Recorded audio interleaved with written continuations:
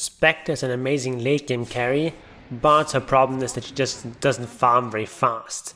It just takes her a long time to actually kill creeps, but in this game you're going to see how Burning remedies that problem and is able to outfarm everyone, even though he doesn't have a good start, even though his team is losing in the mid game, even though they lose the first 3 Roshans, he's still just going to outfarm everyone and eventually carry the game.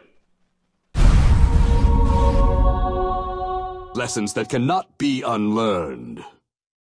If you're going for Necro book, as Burning is in this game, you don't really need to buy Wraith Bands. Maybe you buy one, but here in this game Burning is not going to buy any Wraith Bands. So in the start he doesn't have to buy those stat items, he's free to just buy a couple of mangoes, which are a really efficient item on Spectre, give you a bunch of HP regen. And then of course you'd use a ton of mana in lane, so these mangoes make sure that you can always use your dagger when you need to. Laning is pretty straightforward as Spectre. You just try to get those last hits and denies if you can, use your dagger to secure range creeps, and just try to sustain in lane. You have a lot of natural HP regen as Spectre, and then you of course also have the extra regen from those mangoes. And then of course once you're level 2 and onwards, you're going to get Dispersion, which will further reduce incoming damage. So you can actually sustain quite well, but if the enemy go on you, it can get quite hairy. So here in this particular clip, Burning is barely able to escape here, and actually his support Void Spirit is able to pick up first blood, so that's really nice, and he's able to heal himself back up again. So now Burning is back in action, and even though the lane has not gone super well so far, he is actually doing alright in terms of last hits and net worth. Burning is going for a Ring of Tarask here, which is a bit unusual, but it kind of makes sense, especially because often you want to go for hearts in the late game. And then of course you want to go into that Necro 1, just the most efficient farming item on Spectre. So you get those 2 Sage's Mask, which just gives you lots of HP and mana regen to allow you to sustain in lane. But even with all that sustain, he's still losing the lane. You can see he's 800-900 gold behind the enemy DK, but that's kind of normal as Spectre.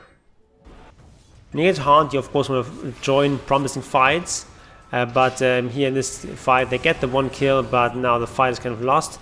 It does pick up a bounty rune, which is nice, but on the whole this fight is kind of a disaster. So even though his laning stage hasn't gone too badly, he still sort of has to run away here and only escapes because he finds an Invis rune here. Shortly afterwards he's just farming the top lane, and he gets ganked, gets AA ulted, and with Pangold also coming in, he's dead, so he's not having a good game anymore. And you can see his team is 4k behind in terms of net worth, which is a lot at this stage of the game. But now he has his Necro up, and you can see how fast this farming goes. He's clearing this strong ancient camp very quickly, and now he also finds an Iron Talon, which is going to further speed up his farm. So now his farm is really going to take off. Even though his team is still behind, this is sort of what you need to catch up. And this is why Spectres go for Necro book a lot these days. It's just such an efficient farming item. Just allows you to clear creeps so quickly.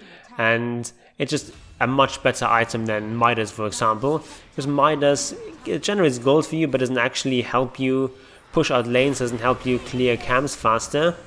And that's not what you want to do. You want to farm on your own and push in the waves. You want to create some space by pushing in the waves, and you can do this fairly safely with the Necro book Spectre, because you can send your Necros forward, you can sort of play around the edges of the map with your dagger and be fairly safe, and then still with Haunt be able to join into fights. So that's just why Necro book is such a strong item on Spectre. When you're farming, of course, you want to use your dagger in such a way that you hit the creep camp you're currently farming and then hit the next camp if possible, or at least sort of go towards the next camp you're going to farm to speed that process up. So now he's just going to farm a little bit with his creeps and with his hero in 2 different places, which is an efficient way of farming. Fight develops here, but you don't want to join into bad fights. Just because the fight is nearby doesn't mean you have to join. And it's very important to recognize which fights are winnable by joining and which are not. and you need to avoid those bad fights. So it's just going to TP to the opposite side of the map, and it's going to push in the bottom lane. You just want to avoid fighting unless it's a good position. You are the hard carry, you want to drag this game out, you want to split push, and just find every farm available on the map, and that just means avoiding the enemy, especially if your team is behind. And with all that efficient farming, now he's able to get his Radiance at 21 minutes, which is a pretty good timing considering all the items he bought before. So now he's actually top of the net worth, and with Radiance, of course, his farm is going to be even faster. And after going for Radiance, he furthers his farming ability with Manta. Of course, Manta also a strong fighting item. That's the perfect follow-up after Radiance. And of course, he's still just going to farm with his Necros. He's going to use those to farm creep camps where he is not, and then just get an even bigger advantage in terms of net worth. And you can see a bit of a fight going on here. They're still behind in net worth, but they are winning this fight in large part thanks to this very farmed Spectre. While all this is going on, he should be farming with his Necro units, but actually they're just standing in the river, so that's kind of a misplay on Burning's part. So you have all your farming items. What do you go afterwards? What are you actually farming towards? Well, in most games of Spectre, people tend to go for Diffu, which of course pairs quite well with the Manta, and also the extra slow is quite nice. Stacking slow is always strong, so you stack the slow from your dagger and Diffu, that's very powerful. But you can also get the same effect from stacking the slow of Skadi and the dagger. And the big advantage of Skadi, of course, is that it just provides you a lot more stats, a lot more durability. And that's kind of his problem in this game, that in some of these fights he just gets bursted. So he wants that extra HP, and he doesn't really want to go hard in this game necessarily, because they have an AA and also have a Spirit Vessel. So the HP region from hard is not as strong as it is in most games. And he's also going for BKB. BKB is a very strong item in this particular game. Usually on Spectre you don't go for BKB, but here, I mean, he's up against this Pangolier. Almost everything the Pangolier does is going to be blocked by BKB. Same for Lich. Against Dragonet, at least you're avoiding the stun, which is important. And then Viper, his ultimate goes through, but at least the other spells, which are very powerful against Spectre, especially the W, gets blocked by BKB. So in this game, BKB actually really strong and a smart item choice. He's also been lucky enough to find this Illusionist Escape, which is by far the strongest T4 item you can find on Spectre, and frankly on most carry heroes.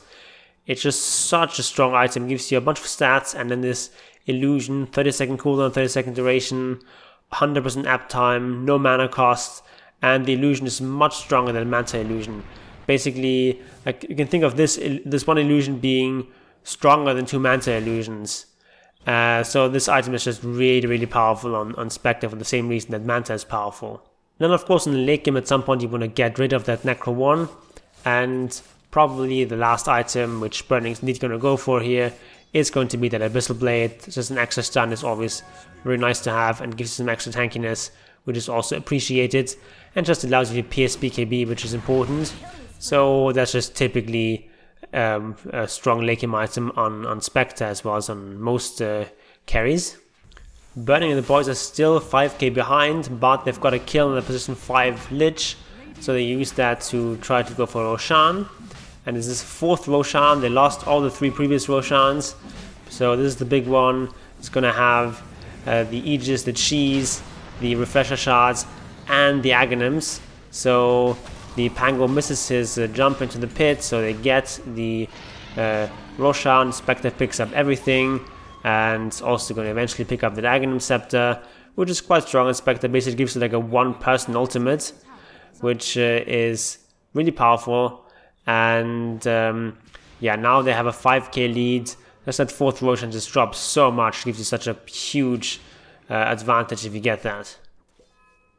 After farming the whole game, Burning is finally amassed an advantage that allows them to now possibly close out the game. They've previously won a fight where the enemy had to buy back on all the heroes, and now the Radiant are trying to take a sneaky Roshan here, but Burning and the boys are here to prevent that. And so you just want to go after these squishy supports first if you can, and take up both supports. And now it's time for the cores, and they're just being overwhelmed here.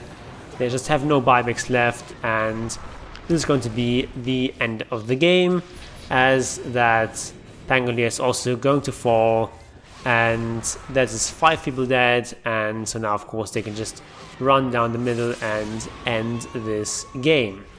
So this is a bit of a different format. Tell me in the comment section how you like it. It's a bit shorter, a bit more focused.